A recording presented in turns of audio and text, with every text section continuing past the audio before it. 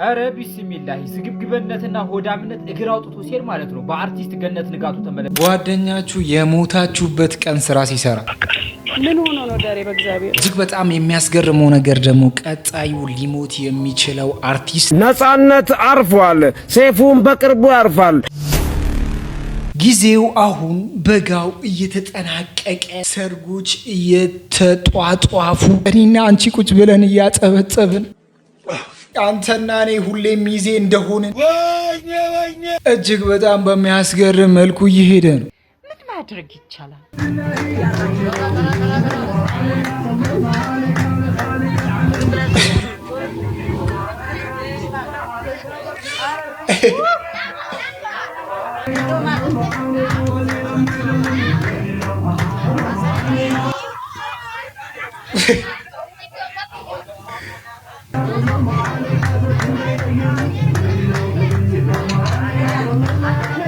የታባቱ ሰርጉ እኮ ነገም ቢሆንም ይደርሳል። ገብተሽ ተኝ እናቴ። ምን አስጨነቀሽ ሁሉ? እና ሰላሙ አለይኩም ወራህመቱላሂ ወበረካቱሁ። እንዴት ናችሁልኝ? ሰላም ናችሁ ወይ? ሰላም ነን አልহামዱሊላህ። እናቴ እንዳለች ይሄንን ቪዲዮ ላይክ አድርጋችሁ ጀምሩ። ወላሂ እናንተ ጋር ግን ሳምንቱ እንዴት እየሄደ ነው? ስራ ትምህርት ምን ይመስላል? እኔ ጋማ ሳምንቱን እኔ አልቻልኩትም። ይሄኛው ሳምንት እጅግ በጣም የተለየ ነው የሆነብኝ። እኔ እዚህ ቁጭ እያልኩ እህቴ ሁለቴ ኡምራ ስትሄድ አለይኩም ወራህመቱላሂ ወበረካቱ። እንዴት ናችሁ? ደህና ናችሁ ወይ? እኔ አልহামዱሊላህ ረቢል ዓለሚን በጣም ደህና ነኝ። ዛሬ በአላህ ፍቃድ ለሁለተኛ ጊዜ ኡምራ ላደርግ ነው በቫሊ ቱር ኤንድ ትራቭል ስፖንሰር እና አላህ ይስጣችሁ። በጣም ነው ማመሰግነው። ወላሂ በጣም ደስ ብሎኛል። እናንተንም አላህ ይወፍቃችሁ ኢንሻአላህ። አላህ በሰላም ወስዶን በሰላም ይመልሰን። ቻው፣ ወዳችኋለሁ። አሚን። ግን በሰላም ወስዷችሁ በሰላም ይመልሳችሁ። አሚን። ግን ፌር ነው እንዴ? እንተሳሰብ እንጂ ለብቻ ጀነት መግባቱ ምን አስፈለገ እንዴ? አብረን እንግባ እንጂ አንድ ምድር ላይ ነው እኮ አብረን የምንኖረው። ኧረ ተረጋጋ በእናትህ። እና እጅግ በጣም ደስ ብሎኛል። እህቴ ከዚህም በላይ ይገባታል። እጅግ በጣም ጥሩ ነገሮች ይገባታል ብዬ ከማስበው እህቴ ውስጥ አንዷ እሷ ናት። ማን ነው ሴት ልጅ ብቻ ናት ሜካፕ መሰራት አለባት ያለው? እኛ ወንዶችም ሜካፕ መሰራት አለብን። አዎ አለብን። እኛ ወንዶች ራሳችንን መጠበቅ አለብን። አይ እኔ በቃኝ። እናንተ ወንዶች አድርጉ እንጂ እኔ ወንዱ አላረግ። ሲያሰግድ ድምፁ የሚያምረው ልጅ በአካል መልኩን ሳየው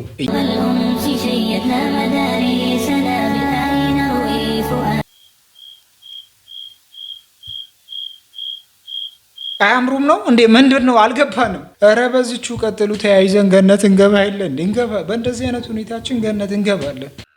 ሁላችንም ማስመሳዮች። አንዳንድ ደግሞ አላችሁ ጓደኛ ተብዮች ወይ ሙስሊም ተብዮች ከካፊር ጓደኛ እንኳን የማትሻሉ ማለት ነው። አንዳንድ ካፊር ጓደኛ መስጂድ አዛን ሊል ሲል ያስረዳል። በቃ ሰላት እኮ ደርሷል፣ 10 ደርሷል፣ ዙሁር ደርሷል ይላል። አሁን 7 ሰዓት እኮ ደርሷል አሰግድም፣ 10 ሰዓት እኮ ደርሷል አሰግድም ይላል። እናንተ ግን መስጂድ እንሂድ አዛን ብሎ አስተበል እንደ አጉል መስጂድ እንሂድ ምናምን ጀመርሽ ምናምን እንደዚህ ምናምን ያ አጉል ምናምን ነገር እርድና ነው። በቃ ለእናንተ እንደዛ ማለት መስጂድ ሲገባ የሆነ ሰው ማሸማቀቅ፣ ሰላት ጀመርሽ ደግሞ አጉል ሙስሊም ያጫውትሻል፣ አጉል ቀርቀባ ያጫውታል፣ አጉል ኢማን አለኝ ያጫውታል ማለት ለእናንተ እርድና ነው። አለመስገድ እርድ እንዴ ስል እንዴት አባታችሁ እኮ እንደምታቃጥሉ በቃ እናንተ ውጪ አራዳ የለም። በቃ አሁን ሰጋጃ አይመስልም ምናምን ላይ ሰገድብ ወይ ጥሩ ተናገር ወይ ዝም በል ገጣባ። ይህንን ነገር የደረሰበት ያውቃል። እንደዚህ አይነት ጓደኛ ያላችሁ ሰዎች ያውቃሉ ብዬ አስባለሁ። ስፒድ እጅግ በጣም በሚያስገርም መልኩ ብዙ መነጋገሪያ ከሆኑ ሰዎች ውስጥ አንዱ ነው። በተለይ ደግሞ በኢትዮጵያውያን ዘንድ እጅግ በጣም እየተከበረም የሚጠላበት ቦታም ተገኝቶ ነበረ። ከዚህ በፊት እንግዲህ ቤተ ክርስቲያን ውስጥ ገብቶ እየዘለለ ነበር። እስቲ መስጊድ ውስጥ ገብተም ደግሞ ዝለል ተብሎ ተላከ መስጊድ።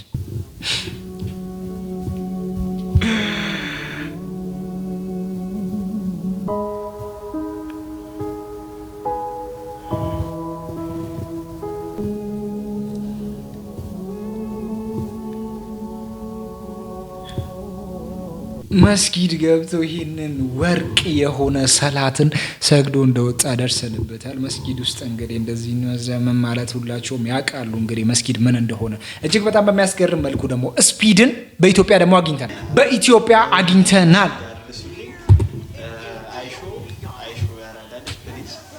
ተመልሰን መምጣት አለብን። ኢትዮጵያውያን ሙሉ ቢመረመሩ ስፒድ ናቸው ይመስለኛል። በጣም ብዙ ኢትዮጵያውያን ስፒድን የሚመስሉ እየታዩ ነው። ከዚህ በፊት እንግዲህ ይሄኛውን ልጅን ታውቁታላችሁ ብዬ አስባለሁ። ከስፒድ ጋር ብዙ ነገሮችን ያሳለፈው ይሄኛው ልጅ ስፒድን ይመስላል። ከዚህ ባለፈ ደግሞ ይሄኛው ልጅ ደግሞ የበለጠ ስፒድን የሚመስለው እሱ ነው ተብሎ እየተከራከሩበት ነው። የሴኔጋል ደጋፊዎች መስጊድ ውስጥ የተለየ ጥያቄ ሲጠይቁ ተስተውሏል። ሞሮኮ ከሴኔጋል ነገ የአፍሪካ ዋንጫ የፍጻሜ ጨዋታቸውን የሚያከናውኑ ይሆናል። ትናንትና በጁማ ቀን የሴኔጋል ተጫዋቾችና ደጋፊዎች ሰብሰብ ብለው አንድ ላይ ነበር ሲሰግዱ እየተስተዋሉት። ያኔ ነበር የሴኔጋል ደጋፊዎች ለሞሮኮዊ ኢማም እባክዎት የሴኔጋል ብሔራዊ ቡድን እንዲያሸንፍ ጸልዩልን ያሏቸው። እኚህም ኢማም ለእነዚህ ደጋፊዎች ዱዓ ሲያደርጉ አስባችሁታል? ግን እስልምና ከሀገራችን፣ እስልምና ከዘራችን፣ እስልምና ከምንም ነገራችን እንደሚበልጥ እንግዲህ ይሄ ነገር ማሳያ። ሞሮኮና ሴኔጋል ነገ ጨዋታቸውን የሚያደርጉ ይሆናል። ነገ ስንት ሰዓት ካላችሁ 4 ሰዓት ላይ ከምሽቱ እንደ ኢትዮጵያ 4 ሰዓት፣ እንደ ውጮቹ ደግሞ 10 ሰዓት አካባቢ ላይ የሚያደርጉ ይሆናል። ነገ ይሄ ጨዋታ በሚደረግበት ሰዓት እንግዲህ ሴኔጋሎች እንግዲህ አሁን ሞሮኮ ውስጥ ነው የሚገኙት። ይህንን ዋንጫ ያዘጋጀችው ሞሮኮ ነው። ሞሮኮ ባዘጋጀችበት ጨዋታ ሴኔጋል ለፍጻሜ ደርሳለች። እጅግ በጣም በሚያስገርም መልኩ ደግሞ ሴኔጋል ደግሞ ጥላት የመጣችው ታሪካዊ ጠላታችን ብለን የምንጠራት ግብፅን ጥላ እዚህ ከደረሰች በኋላ እጅግ በጣም በሚያስገርም መልኩ ትላንት እንግዲህ መስጊድ ውስጥ ገብተው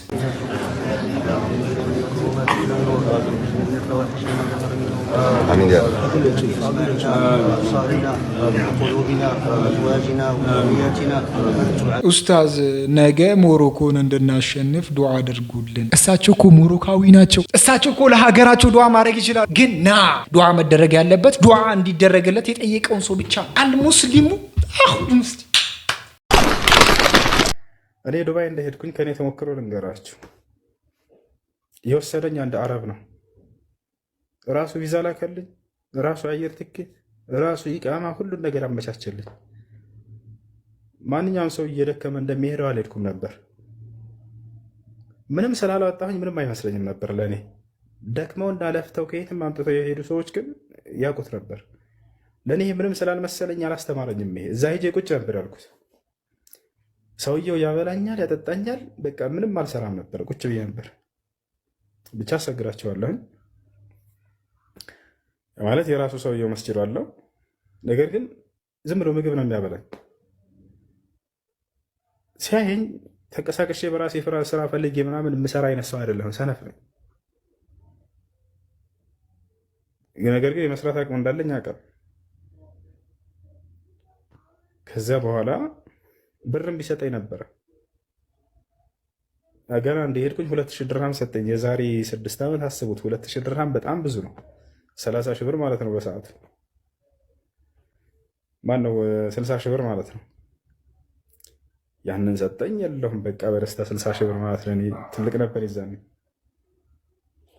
ከዚያ በኋላ ቁጭ ማለት ይናየና በቃ እኔን መተው ወሰነ። ምክንያቱም በዚሁ ከቀጠለ እኔ አልነሳም፣ እዛው ተኝቼ የምቀር አይነት ሰው ነኝ። ሲተወኝ ግን የዛኔ ራሴ ላይ እንትን በምጥል ጊዜ ኃላፊነቴን ስለ ራሴ መውሰድ እንድጀምር ፈለገና እርግፍ አድርጎ ተወኝ። በጣም ነው የሚወደኝ፣ በጣም ነበር የሚወደኝ። ከዛ ቀጥታ ሄደና ውቃፍ አናገራቸው። ይሄ ልጅ እንድትፈትኑ ትፈልጋለሁኝ አላቸው። ተፈተንኩኝ፣ ወደ አለፍኩኝ ፈተናቸው። ከዛ ገባሁኝ። ምግብ መስራት አልችልም፣ ሻይ ራሱ ማፍላት አልችልም ነበር። የመጀመሪያ ጊዜ አስታውሳለሁኝ። ሻይ ቅጠሉ በጣም በስቱ መረር አለኝ ምንም አልችልም። ሁሱ እንዴት ሻይ ማፍላት አትችልም እንዴ? ሻይ እንዴት እንደሚፈላ አተነው አንታው። ሻይ ቀላል እኮ ነው። በቃ ጀበና ተጠዳለ። ወይኔ የሱ ለካ ቡና ነው። በልሽ ምንም ነገር በራሴ የምቆም ሰው አልነበርኩ። ከዛ በኋላ ገባሁኝ። እኔ ጋር መደወሉን አቋረጠ ሰውዬው። በጣም የሚወደኝ የነበረው የሚሳሳልኝ የነበረው በወር እየመጣ አይቶኝ ይሄዳል። በቃ ራስን እንችላለን። ከዚህ በኋላ አልደውልልህም፣ አታገኘኝም፣ አላገኘህም ማለት ችግር ብልሃትን ያስተምራል ይባላል። ችግርን መላመድ ጥሩ ነው። ያ ረቢ አግራው ውስጤ ረሃ ነው። እንደ ኢትዮጵያውያን ምቀኛ አይደለሁም። ቆይ ማነው ምቀኛው? ማንን ለማስጠቀር የሆነ ነገር ግን ታስታውሳላችሁ? 3 ሰዎች እንዲህ ተደርድረው ተኝተዋል አሉ። ከዛ አንዱ ጎረምሳ ላይ ሊነሳና ያ ረቢ እነሱ ተኝተዋል፣ እኔ ግን በዚህ ብርድ ተነስቼ እየሰገድኩ ነው። ያ ረቢ ጥሩ ነገር ስጠኝ፣ ሀጃይን አውጣልኝ። ከዛ አንዱ ብድግ አለ ተነሳና እንዴ ማንን ለማስጠቆር ነው አባቴ አለው። ከሰገድክ ለምን እዛው ራስን ችላ የኛን ስም ለምታ እንደዚህ አትሁኑ። አሁንም አንተ ሐሳብን ግልጽ መናገር አለብህ እንጂ ለአላህ ስለኛ ምን አገባ? አማርኛ አወራለሁ እንጂ ከነሱ አልወጣሁም። እኔ በማያገባኝ ቦታ አልገባም። የራሴን ህይወት ራሱ ጨርሻለሁ። የሰውን እንኳን ለመፈትፈት ያ ረቢ ያግራው። ኦይ ሰው የራሱን ህይወት ጨርሶ ነው ግን ስለሰው አገባ፣ ወለደ፣ ተጣላ፣ በጠበጠ ምናምን I don't believe it። እኔ ሹፈኝ እኔንና እንደኔ መስኪኖች በማያገባቸው የማይገቡት ሹፈን ሀብታም ሳንሆን እንዳገለጽ። ሀብት ሲባል ከሐራሙ ነገር ጠብቀኝ ከሐላሉ አብቃቃኝ ያ ረብ የሚባለውን አይነት ዱዓ አላህ ይስጠን እስቲ ለሁላችንም። እጅግ በጣም በሚያሳዝን መልኩ ደግሞ ትላንት አንድ አርቲስታችን እንደሞተ ሁላችንም እናውቃለን። አረ ቢስሚላህ ስግብግብነትና ሆዳምነት እግር አውጥቶ ሲሄድ ማለት ነው። በአርቲስት ገነት ንጋቱ ተመለከተን ማለት ነው። እንዴት ነው በዚህ ደረጃ በሰው ሞት ሊሸቀል የሚችለው? እንዴት ነው በዚህ ደረጃ ሰው ሊያስመስል የሚችለው? እንዴት ጥቁር በጥቁር ለብሶ ላይቭ ላይ ቁጭ ብሎ ደረጀ አርቲስት ደረጀ እኔ እንደምቀረጽ አላቅም እንደ ቀድሞ ወዳጅነታችን መስሎ የነበረ በጣም ራስ ወዳድነት ስግብግብነትና ከተማረ ሰው የማይጠበቅ ስራ ነው ሲል ነው ፖስት ያደረገው። አንተ እንዴት ስግብግብ ነህ ሲበዛ ማለት ነው። ይሄ ማስማማት የለመደ ሰው እናቱን ምናምን የሚባለው ነገር ማለት ነው። ሙሉ የቤተሰብ ገበና ወጣ። አሁን ደግሞ በሞት ልሸቂ። ኮሜዲያን ደረጀ ኃይሌ ምላሽ ሰጠ። እኔ መቀረጼን አላውቅም፣ ሲበዛ ሆዳምነትና ከተማረ ሰው የማይጠበቅ ነው ሲልም ኮንኗል።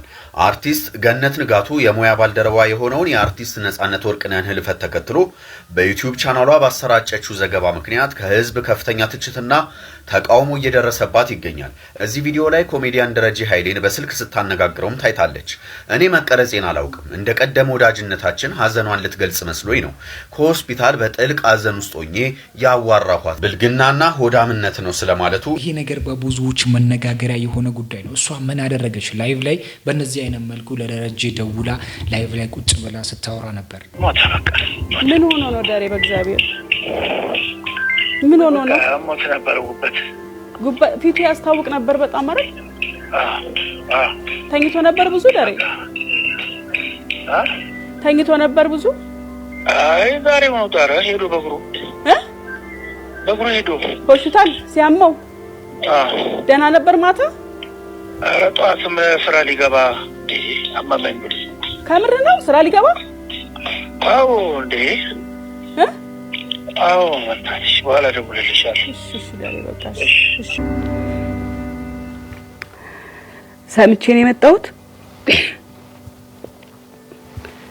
በበርካታ ስራዎች የምናውቀው በኮሜዲ ስራዎቹ፣ በቁም ነገር የፊልም ስራዎቹ፣ በቴሌቪዥን የቤተሰብ ጨዋታ ፕሮግራም አዘጋጅነት ናሁ ቲቪ ላይም እንደዚሁ የቤተሰብ ጨዋታ ፕሮግራም ያዘጋጅ ነበረ። አርቲስት ነጻነት ወርቅነህ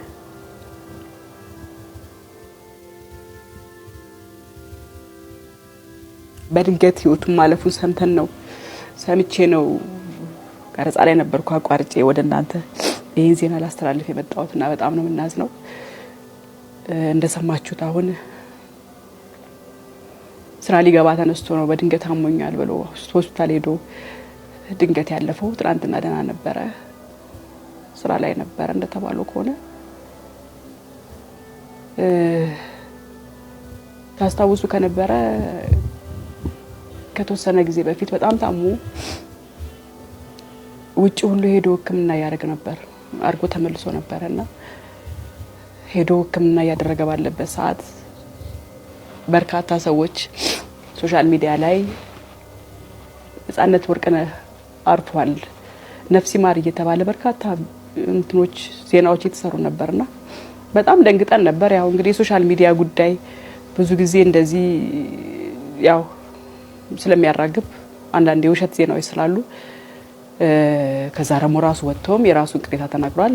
ያው እየሳቀሱ ቁም ነገርንም በሳቅ እያዋዛ እየቀለደ የሚያልፍ ሰው ነውና ቢያንስ ለቤተሰቤ አርቲስቷ እንደዚህ ብላ ታውራ እንጂ ይህንን መግለጫ ከሰጠች በኋላ ደግሞ ሰዎች በጣም ትችታቸውን እያቀረቡ እየገፏት ፑሽ እያደረጓት እሷን እየተቿት ባለበት ሰዓት ላይ ተመልሳ ደግሞ ህዝቡን ይቅርታ ጠይቃለች። እጅግ በጣም በሚያስገርም መልኩ ዛሬ እንግዳ አለ።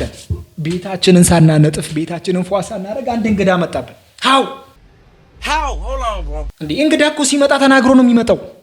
አንድ ተው እንጂ ተው ባላችን አታበላሹ ተው ያሳለፍነውን አትርሱ። አላሁ አክበር። ሙስሊሞች እጅግ አስገራሚ መረጃ ነው ይዤላችሁ የመጣሁት።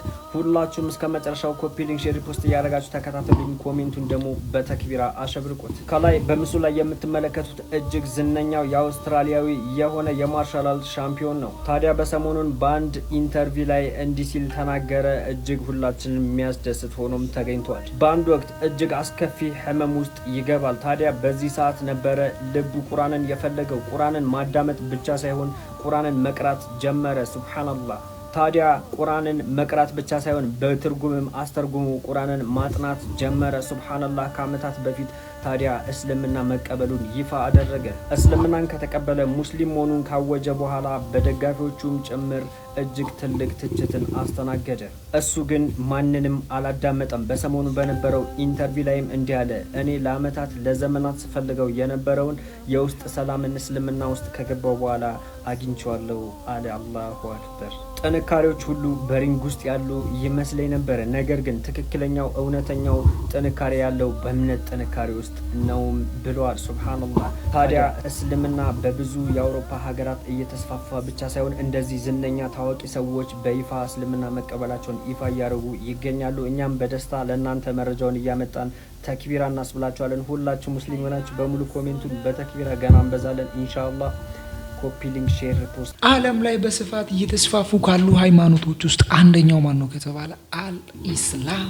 እስልምና እንደ ቀላል ስለተሰጠ በተለይ ደግሞ ውስጡ ለተወለደን እኛ ኒዕማ ውስጥ ተወልደን ኒዕማውን ያላወቀን እኛ ብዙዎቹ ደግሞ ይሄንን ፍለጋ እየተንከራተቱ ባሉበት ሰዓት ላይ ይሄን የመሰለ ኒዕማ እስቲ ለተሰጠን እስቲ በእስራኤል ጦር ውስጥ ራስን ማጥፋትና በጭንቀት ህመም የሚጠቁ ወታደሮች ቁጥር መጨመሩን ሮይተርስ ዛሬ ይዞት የወጣው መረጃ አመላክቷል። እንደ መረጃው ከሆነም በጭንቀት የተነሳ ከወታደራዊ አባልነታቸው የተገለሉ በተጨማሪነትም በንጹሃን ላይ ጉዳት ሲደርስ ሲመለከቱ የነበሩ ወታደሮች ራሳቸውን የማጥፋት ቁጥር እየጨመረ መምጣቱን ጥናቱ አመላክቷል። ይህንኑ ተከትሎም የህክምና ክትትልና ድጋፍ በተለይም ደግሞ በጭንቀት እየተጎዱ ላሉት እየተሰጣቸው እንደሚገኝ መረጃዎች አመላክተዋል።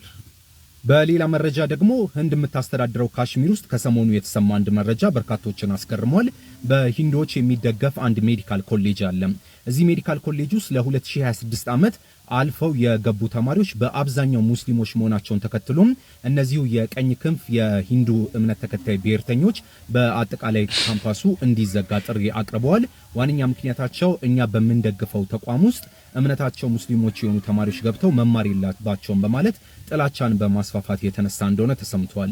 እንደዚህ አይነትና ሌሎች አዳዲስ መረጃዎች ቶሎ እንዲደርሳችሁ ከፈለጋችሁም ባዮ ላይ የቴሌግራም ቻናል ሊንክ አለም ዳጉ ጆርናል ይላል። እሱ እንድትቀላቀሉ። እስራኤል ያደረገችውን ነገር እንደዚህ አውርተን የምንጨርሰው አይደለም። እነሱ ራሳቸው እንዴት ችለው ያንን እንዳደረጉት አላሁ አለም። ጋይስ አሁን የሰማውን መረጃ በጣም የሚያስደነግጥ እንዲሁም ደግሞ በጣም ግራ የሚያጋባ ጉዳይ ነው። አሜሪካው ፕሬዝዳንት ዶናልድ ትራምፕ አሁን ላይ የኢትዮጵያ የህዳሴ ግድብ ዋነኛ አጀንዳዬ ነው ሲሉም ለፕሬዝዳንት አብዱልፈታህ አልሲሲ በላኩት ደብዳቤ ላይ ገልጿል።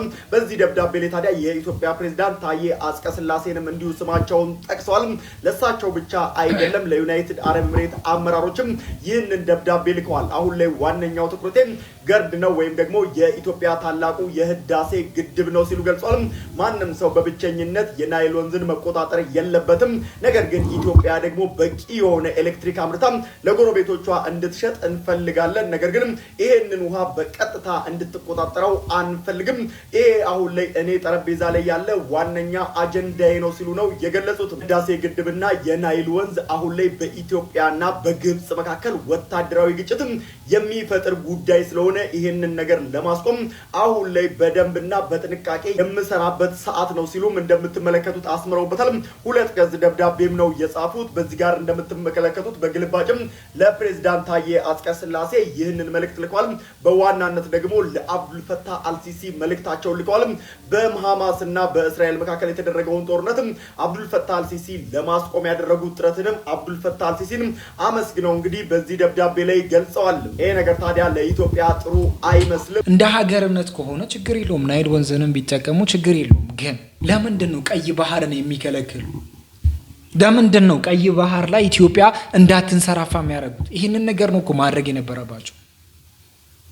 ከቤታችሁ ውስጥ ያለውን መብራት መጥቶ ሊጋራ ይፈልጋል፣ ግን ከውጭ የሚበራውን አንተ አትጠቀምም። ውጪ ነው እኮ የሚበራው። ውጪ እየበራ አንተ አትጠቀምም። አንተን አይንን ሊያስሩ ይፈልጋሉ። ይሄ ነው እየሆነ ያለው። በኢትዮጵያ ላይ እየሰሩ ያለው ሲራ እጅግ በጣም የሚያስገርም ነገር ነው። እስቲ አላህ Subhanahu Wa Ta'ala ደህና ነገርን ያሰማን። ሰይፉ በቅርቡ ያርፋል ሲል የተናገረው ግለሰብ በህግ እንዲጠየቅ ጥሪ ቀረበ።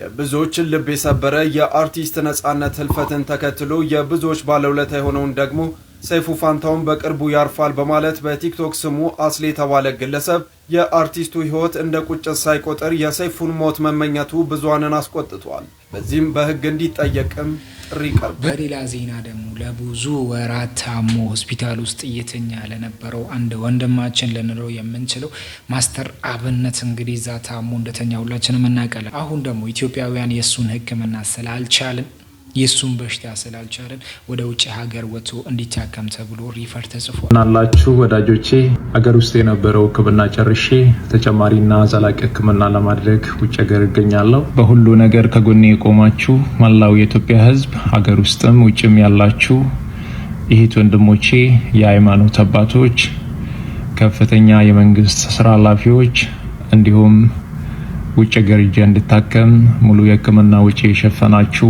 የቅርብ ወዳጆቼና ቤተሰቦቼ፣ በሽኝት ፕሮግራም ዛሬ እዚህ ያልተገኛችሁ ለህክምና የከፍተኛ ድጋፍ ስታደርጉ ከጎኔ ሆናችሁ ስታስታመሙኝ የነበራችሁ በሙሉ እግዚአብሔር ይስጥልን። እጅግ በጣም ከልብ አመሰግናለሁ። አንድ ነገር አምናለሁ፣ እግዚአብሔር የዚህን ህዝብ እንባ አይቶ ጩኸታችሁን ሰምቶ እኔን እንደሚፈውሰኝ ለምስጋና እንደሚያቆመኝ በእግዚአብሔር ላይ ሙሉ እምነት አለኝ። እግዚአብሔር አሁን ባለሁበት ሆስፒታል ላይ ቀድሞ ገብቶ በሐኪሞች ላይ እሱ ሆኖ እንደሚፈውሰኝ እንደሚያድነኝ አምናለሁ። እግዚአብሔር ከናንተ ጋር ይሁን። እግዚአብሔር ከኔ ጋር ይሁን። ለምስጋና ያብቃን። አመሰግናለሁ። አላሁ Subhanahu Wa Ta'ala ጨርሶ እንደሚመራው ተስፋ እናደርጋለን። ለዛሬ ያዝንላችሁ ፕሮግራም በዚሁ ተነቀለ። በቀጣይ ቪዲዮ እስከምንገናኝ አኒ አንሱቃ አቲ እኒ ሁሉ ላይክ ምግባራ አይትረሲው